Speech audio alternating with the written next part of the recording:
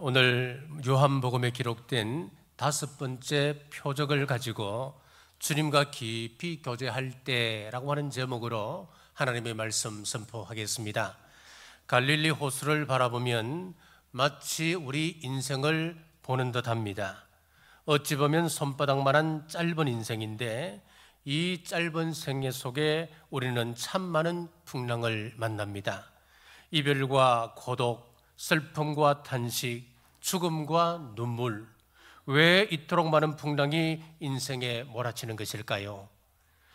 개인적으로 이스라엘을 성지순례하면서 가장 인상 깊었던 곳이 갈릴리 호수입니다. 그 풍경은 너무나 평화롭고 아름다웠지만 사실 갈릴리 호수는 지형적 특성상 언제든지 큰 풍랑이 일 수 있는 곳입니다. 북쪽 헬몬산에서 내려오는 차가운 공기와 바다 위 따뜻한 그 수증기가 서로 만나서 서쿨이라고 하는 돌풍을 만들게 됩니다. 호수가 순식간에 풍랑에 뒤집히는 것이지요. 오늘 본문도 바로 이러한 상황 속에서 일어난 사건이었습니다. 첫째, 기도를 가르치시는 예수님입니다. 15절입니다. 예수께서 그들이 와서 자기를 억지로 잡아 임금 삼으려는 줄을 아시고 다시 혼자 산으로 떠나가시니라. 오늘 사건을 제대로 이해하려면 지난번에 함께 나누었던 오병이어의 기적을 함께 보셔야 합니다. 보리떡 5개와 물고기 2마리로 장정 5,000명을 먹였던 사건을 보고 사람들이 말하기를 14절입니다. 그 사람들이 예수께서 행하신 이 표적을 보고 말하되 이는 참으로 세상에 오실 그 선지자라 하더라. 왜 그 선지자다 그렇게 말했을까요? 신명기 18장 15절에 보면 모세의 예언이 나옵니다. 내 하나님 여호와께서 너희 가운데 내 형제 중에서 너를 위하여 나와 같은 선지자 하나를 일으키시리니 너희는 그의 말을 들을지니라. 모세처럼 하나님의 구원 역사에 쓰임받는 한 사람을 주실 것이다 그랬습니다. 이 말씀 따라 이스라엘 백성들은 모세 같은 선지자 메시아를 기다리게 되었습니다. 모세는 광야에서 만나와 메추라기로 약 200만 명의 이스라엘 백성들을 먹였습니다. 그리고 예수님께서도 보리떡 5개와 물고기 2마리로 장정 5,000명을 먹이시는 그 모습을 보면서 백성들이 오랜 시간 동안 기다렸던 선지자가 바로 이분이시구나. 그래서 그 선지자다 그렇게 말하는 겁니다. 여기까지는 좋았습니다. 그 다음이 문제입니다. 15절 말씀입니다. 그러므로 예수께서 그들이 와서 자기를 억지로 붙들어 임금으로 삼으려는 줄을 아시고 예수님을 억지로 붙잡아서 그들의 임금으로 삼으려 했습니다. 하지만 주님은 그들의 기대를 거절하시고 조용히 산으로 들어가십니다. 왜 주님께서 산으로 가셨을까요? 마가복음 6장 45절은 이 장면을 자세하게 전하고 있습니다. 예수께서 즉시 제자들을 재촉하사 자기가 무리를 보내는 동안에 배 타고 앞서 건너편 베세다로 가게 하시고 무리를 작별하신 후에 기도하러 산으로 가시니라. 수많은 사람들이 예수님을 따르며 함께 하고 싶었지만은 예수님은 제자들을 재촉하여 떠나보내시고 무리들을 물리셨어요. 그리고 홀로 산으로 기도하러 들어가신 것입니다. 자, 그곳에서 우리 주님이 얼마나 깊이 기도하셨는지 짐작할 수 있는 말씀이 있습니다. 본문 17절을 보면은 배를 타고 바다를 건너 가버나움으로 가는데 이미 어두웠고 예수는 아직 그들에게 오시지 아니하셨더니, 이 말씀을 잘 살펴보시면은 예수님께서는 밤이 되어도 제자들에게 오시지 않았습니다. 만약 풍랑이 일지 않았다면, 제자들에게 큰 고통이 임하지 않았다면 우리 주님은 아마도 밤새 하나님과 교제하며 기도의 시간을 보내셨을 것입니다. 여러분, 내가 지금 어디론가 가야 하는데 이 자리를 떠나지 않고 그 자리에 머물러 있다면 둘 중 하나입니다. 하나는 거기 새롭게 가는 그곳이 싫거나 아니면은 지금 머물고 있는 이 장소가 너무 좋기 때문입니다. 둘 중 하나인 것이죠. 누구를 만나야 합니다. 약속 시간이 다가오는데 지금 만나고 있는 사람을 떠나지 않고 있다면 둘 중 하나인 거지요.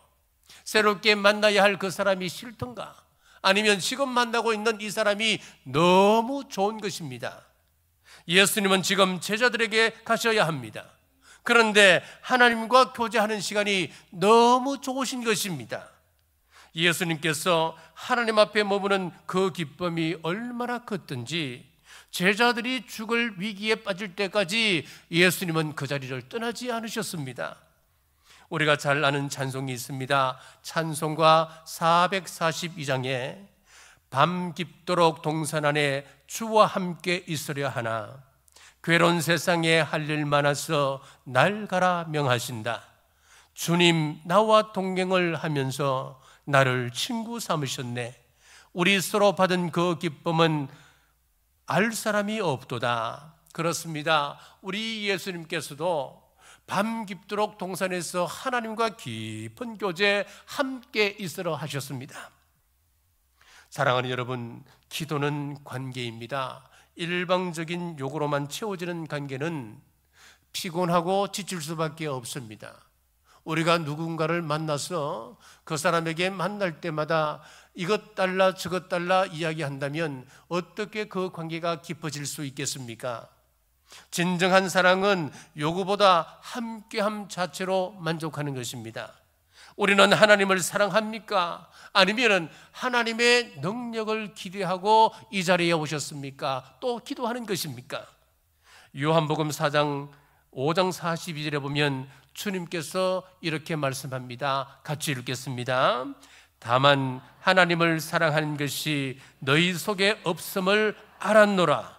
여러분, 우리 예수님께서 하나님을 사랑하는 것이 우리 속에 없다는 것을 아노라 그렇게 말씀하셨어요.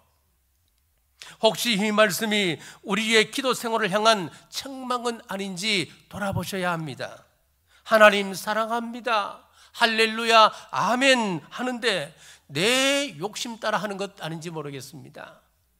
우리가 하나님께 기도하면서 내 소원을 이루어 주옵소서 그렇게 기도하지 않습니까?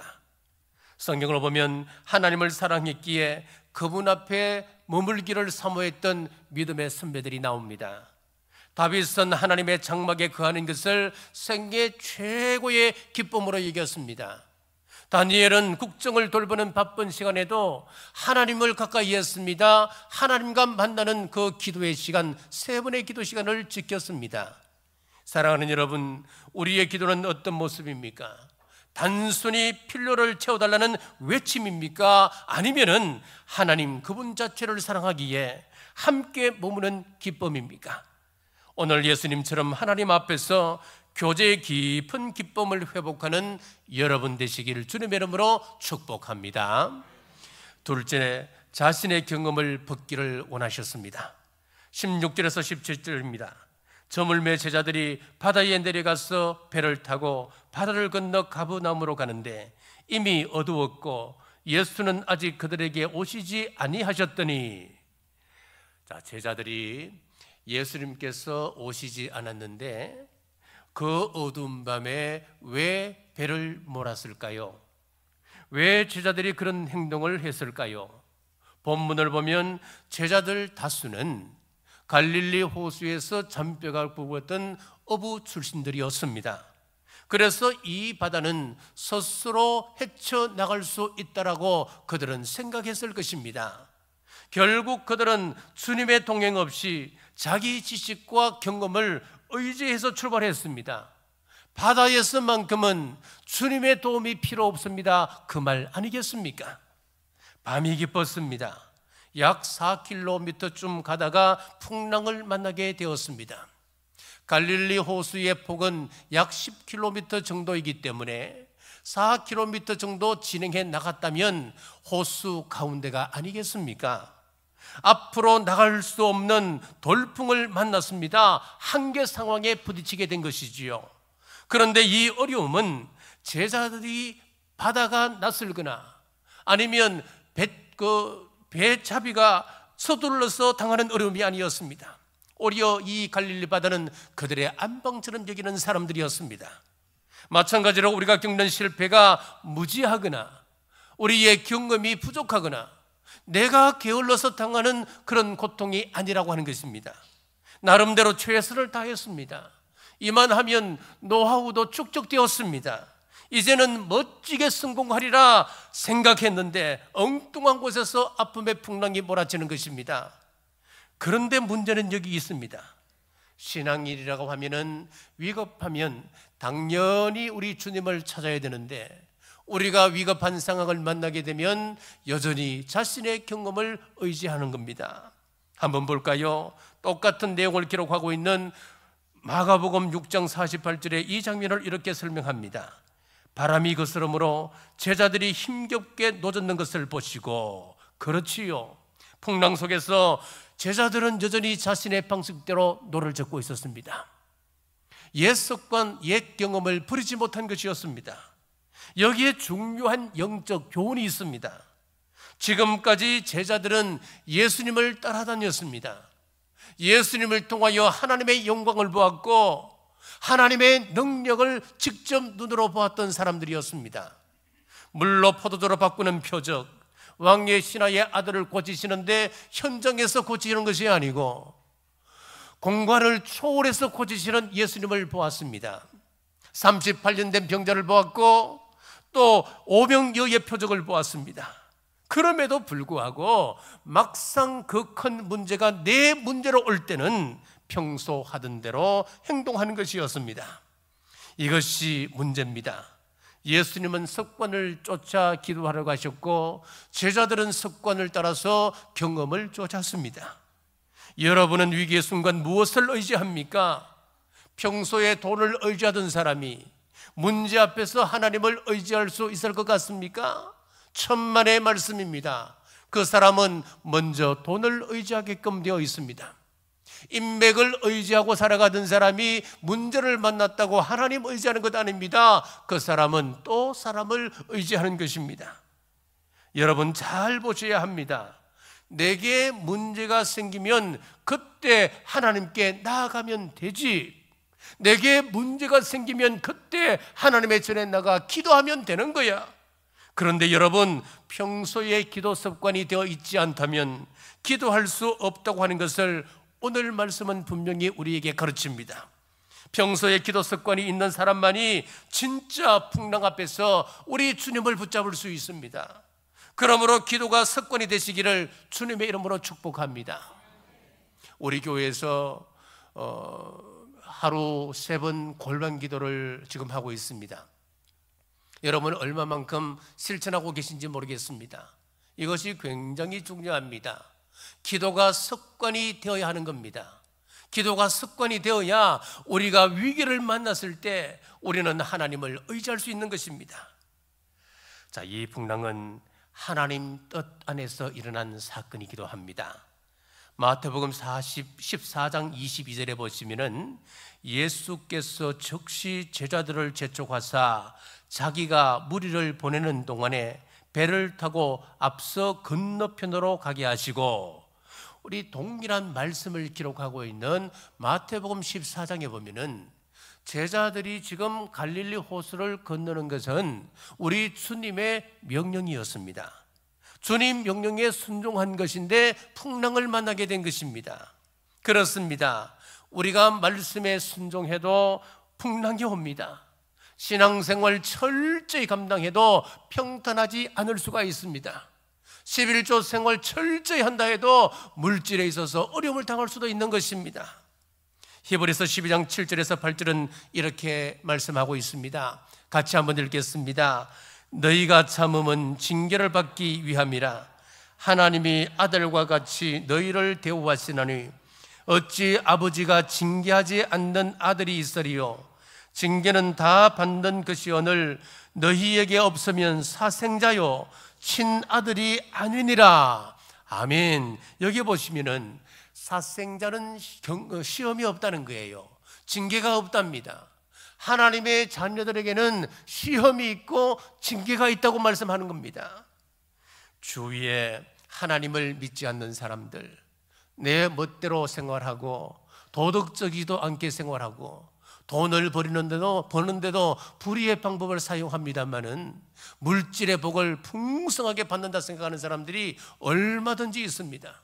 저 사람은 예수님을 믿지도 않는데, 하나님을 믿지도 않는데 어떻게 저렇게 경제적으로 부유한지 모르겠다고, 자녀들도 잘 되는 것 같습니다. 성성장구합니다. 그러나 부러워하지 마십시오. 하나님을 믿지 않는 사람들에게는 불의가 있어도 하나님께서 징계하지 않으신다고 말씀하고 있습니다. 하나님의 관심에서는 그 사람들이 없는 것입니다. 어린아이가 놀다가 넘어집니다. 아이가 고통에 얼굴을 찡그리고 있어도 엄마는 그 상처에 대한 아이의 아픔을 함께 공감하고 있으면서도 때로는 아이를 위하여, 성장을 위하여 못 본 채 할 경우도 있는 겁니다. 하나님은 우리를 그렇게 성장시키십니다. 우리가 고통 가운데 울부짖어도 하나님은 침묵하시며 지켜보고 계시는 것입니다. 하나님께서 침묵하실 때 우리는 분명한 믿음을 가지셔야 합니다. 마태복음 10장 30절에 보면은 너희에게는 머리털까지 다 세신 바 되었나니, 하나님은 우리의 머리털까지 세시는 분이신데 우리가 당하는 그 고통, 우리가 울부짖는 그 고난의 소리를 왜 외면하시겠습니까? 어떻게 들을 수가 없지 않습니까? 듣지 못하는 것이 아니라는 겁니다. 하나님은 우리를 지금 또 지켜보고 계십니다. 마가복음 6장 47절에서 48절에도 이렇게 말씀합니다. 저물매 배는 바다 가운데 있고 예수께서는 홀로 무태에 계시다가 바람이 거스름으로 제자들이 힘겹게 노젓는 것을 보시고 밤사경 새벽 3시에서 6시 사이 제자들이 위기를 맞았습니다. 살려달라 소리쳐도 아무도 들을 수도 없고 도와줄 수 없는 호수한 가운데입니다. 그 순간에도 예수님은 제자들을 보고 계셨습니다. 내가 사망의 음침한 골짜기를 걸으며 신음할 때에, 홀로 외로이 울고 있을 때에, 갈 길 몰라 방황하고 있을 때, 아무도 내 슬픔을 이해할 수 없어 탄식할 때에 우리 주님께서 지금 내 형편을 보고 계신다는 것을 분명히 가르치고 있습니다. 자, 그런데 제자들에게 주님이 꼭 필요한 상황임에도 막상 우리 예수님께서 찾아가셨을 때 그들의 반응을 보십시오. 두려워했다 그랬습니다. 19절에서 20절 같이 읽겠습니다. 제자들이 노를 저어 십여리쯤 가다가 예수께서 바다 위로 걸어 배에 가까이 오심을 보고 두려워하거늘 이러시되 내니 두려워하지 말라 하신대. 우리 다시 한번 5장 42절을 한번 다시 읽겠습니다. 다만 하나님을 사랑하는 것이 너희 속에 없음을 알았노라. 자, 그렇지요. 우리가 하나님을 사랑하는 것이 우리 마음에 없다면, 우리가 하나님, 예수님께서 하시는 말씀이 너희 속에는 하나님의 사랑이 없다는 거예요. 우리가 하나님과 가까이 할 마음이 없다고 하는 것은 다른 말이 아닙니다, 여러분. 우리 속에 하나님을 사랑하는 마음이 없다는 거예요, 여러분. 하나님이 우리와 함께 계신다고 하는 이 확신이 없다면, 우리가 하나님을 사랑하는 마음이 없다면 위기 앞에 두려움을 느끼게 되는 것입니다. 우리 속에 두려움이 있으면 신앙생활을 비롯해서 모든 면에서 위축됩니다. 쥐는 원래 뒷다리가 길어서 빨리 달릴 수가 있습니다. 그런데 고양이를 보게 되면 신경이 마비됩니다. 근육이 제대로 움직이지 않아서 달리지를 못하는 것입니다. 결국 고양이에게 잡혀 먹이가 되고 마는 것입니다. 그렇습니다. 두려움이 우리 건강에도 중요한 영향을 미치게 됩니다. 기능적 질병이라고 그래서 여러 가지 심리적 이유로 해서 오는 질병이 참 많이 있습니다. 신경계통, 소화기계통, 심장계통에는 우리가 걱정하고 염려하고 두려움에 떨고 있을 때 많은 질병이 이 계통으로 오게 된다고 이야기합니다. 걱정이 쌓여서 화병이 오고 히스테리 증상이 오는 것입니다. 그러므로 우리 마음에서 두려움을 제거해야 합니다. 우리 예수님께서 말씀하시기를 내니 두려워 말라 하셨습니다. 하나님께서는 창세기에서부터 요한계시록까지 곳곳에서 하신 말씀이 두려움의 문제였습니다. 하나님은 아브라함에게 두려워하지 말라 말씀하셨습니다.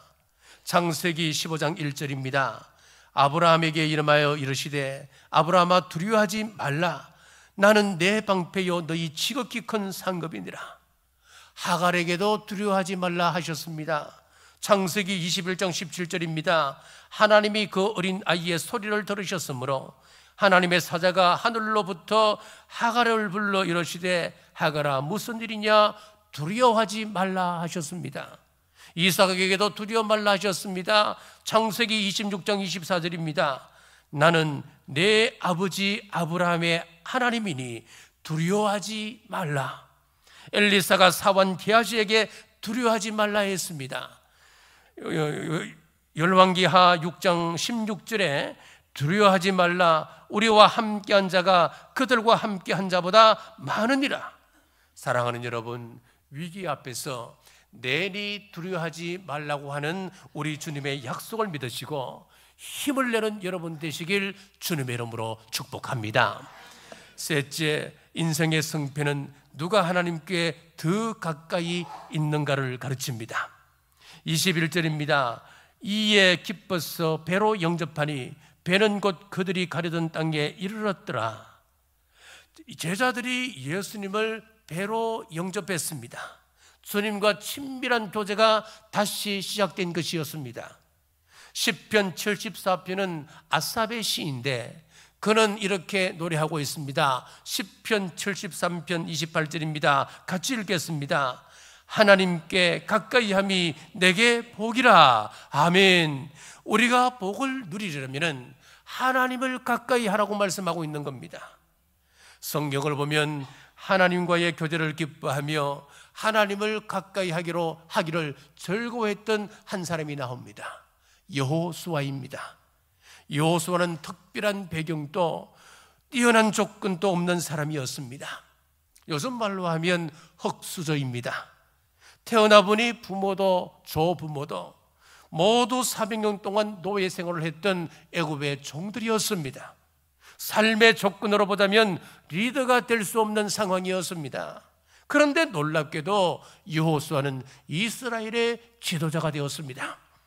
그가 어떻게 이스라엘의 지도자가 되었을까요? 고대 근동사회에서는 리더십이 세습되는 것은 상식이었습니다. 그것이 일반적이었습니다. 애굽의 바로가 죽으면 그 아들이 왕위를 세습합니다. 아론이 죽었습니다.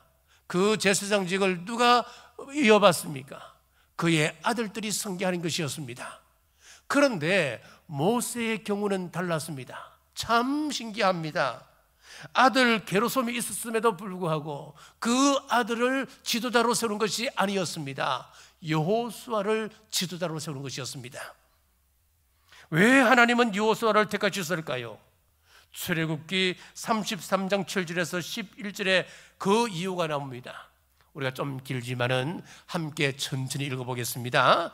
모세가 항상 장막을 취하여 진 밖에 쳐서 진과 멀리 떠나게 하고 회막이라 이름하니 여호와를 앙망하는 자는 다 진 바깥 회막으로 나아가며 모세가 회막으로 나아갈 때는 백성이 다 일어나 자기 장막 문에 서서 모세가 회막에 들어가기까지 바라보며 모세가 회막에 들어갈 때에 구름 기둥이 내려 회막 문에 서며 여호와께서 모세와 말씀하시니 모든 백성이 회막 문에 구름 기둥이 서 있는 것을 보고 다 일어나 각기 장막 문에 서서 예배하며 사람이 자기의 친구와 이야기함 같이 여호와께서는 모세와 대면하여 말씀하시며 모세는 진으로 돌아오나 눈의 아들 젊은 수종자 여호수아는 회막을 떠나지 아니하니라.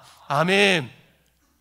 자, 이스라엘이 머물렀던 그 장소를 진이라고 봅니다. 진이라고 이야기합니다. 자, 여기 보시면은 중앙에 성막이 있고 동서남북 사방에 각 세 지파씩 진을 치고 살도록 했습니다. 진을 치도록 했습니다. 자, 이것을 그림으로 보면 이렇습니다. 이렇지요. 중간에 회막이 있고 동서남북 사방에 이스라엘 백성들이 저렇게 진을 치고 잠시 텐트 생활을 했습니다. 자, 여기서 진으로부터 멀리 떨어진 그 중앙에 회막이 있는데 그 회막은 오늘날로 하면은 교회를 이야기합니다. 회막, 곧 하나님의 임재가 머무는 장소에서 모세는 하나님과 얼굴을 맞대고 대화하며 기도했습니다. 기도가 끝난 후에는 모세가 어떻게 한다 그랬어요? 회막을 떠났다 그랬어요.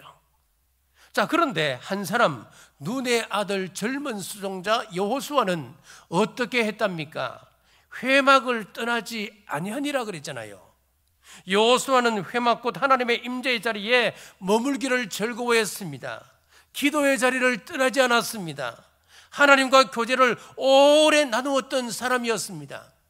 하나님, 제가 하나님을 더 깊이 알기를 원합니다. 하나님을 가까이 함이 저에게 행복입니다. 제가 하나님을 사랑합니다. 그 결과가 어떻게 되었습니까? 민수기 27장에 보면은 모세가 하나님 앞에 기도하기를 후계자를 누구로 세울까요? 라고 질문을 하니까 하나님께서 말씀하십니다. 민수기 27장 18절 같이 읽겠습니다. 여호와께서 모세에게 이르시되 눈의 아들 여호수아는 그 안에 영이 머무는 자니 너는 데려다가 그에게 안수하고. 아멘. 여기 보니까 여호수아에게 어떤 일이 있었습니까? 여호수아 마음에 하나님의 영이 있었다 그랬습니다. 하나님의 영은 무엇입니까? 누구십니까? 성령님이십니다. 여호수아 마음에 성령님이 계시기 때문에 여호수아에게 기름을 부으라 그렇게 말씀하고 있습니다. 여호수아가 하나님을 가까이 하는 것을 절규하니까 성령님께서도 그의 마음속에 좌정하신 것입니다. 그래서 게르솜에게 지도자직이 물러간 것이 아니고 여호수아에게 지도자직이 가게 되는 것입니다. 여호수아는 하나님의 전에 머무는 기쁨을 나눴던 사람이었습니다. 자, 여러분, 좋은 사이 얻고 싶지요?